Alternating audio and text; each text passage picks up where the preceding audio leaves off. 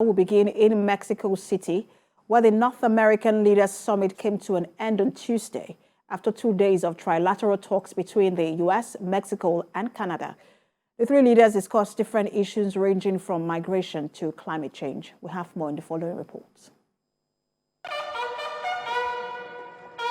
President Joe Biden has defended his handling of the border and thanked his Mexican counterpart for a willingness to accept asylum seekers rejected by the United States during a period of what he called the greatest migration in human history across the region.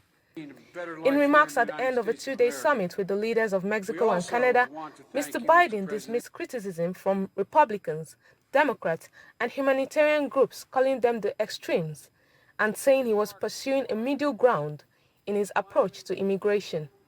As three vibrant democracies, we recognize our greatest strength is our people. Let me say that again. Vital democracies, we are, and our greatest strength are our people, the strength of our people. And the key to our competitive edge in the world is our incredible diversity.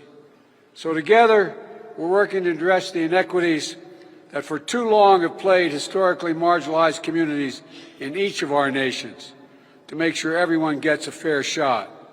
It's one of the smartest investments we can make for our future, and we're going to make it together. So, Mr. President, Mr. Prime Minister, I'm honored to stand with you today, and I'm grateful to have both of you as partners, and I might add friends, as we work together to realize a shared vision for North America.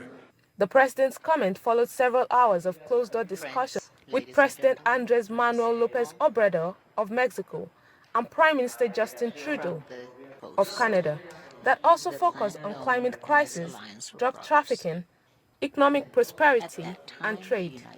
All three men said the summit underscored the cooperation among their governments and played down long-standing disagreements and tensions, especially over the economic competition in energy and emerging technologies like electric vehicles.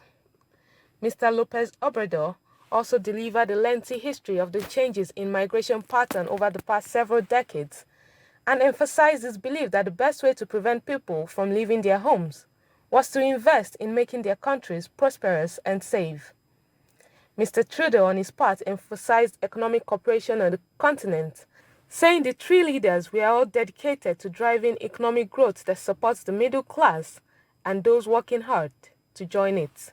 So good to be able to spend a little time with you here on some more local issues. You and I have been working so closely on significant global issues, whether it's the pressures of China and Russia's illegal invasion of Ukraine and the need to continue to stand up strong for democracy, for the rule of law, for opportunities and inclusive economic growth around the world. But as you say, there are tremendous things that we can build on here at home. North America is the largest free trading bloc in the world, larger even than the European Union. We have a tremendous amount to contribute to the world in goods and services, but also in technologies and solutions that the world really needs. And our capacity to work together has brought us to places of extraordinary success, but at a time of disruption around the world, a time of very real challenges, we can and must be doing even more. Other issues on Tuesday's agenda included renewed efforts to combat trafficking of drugs and weapons in North America. Biden administration officials have been frustrated in the past 2 years with what they say is a lack of Mexican cooperation in drug investigations.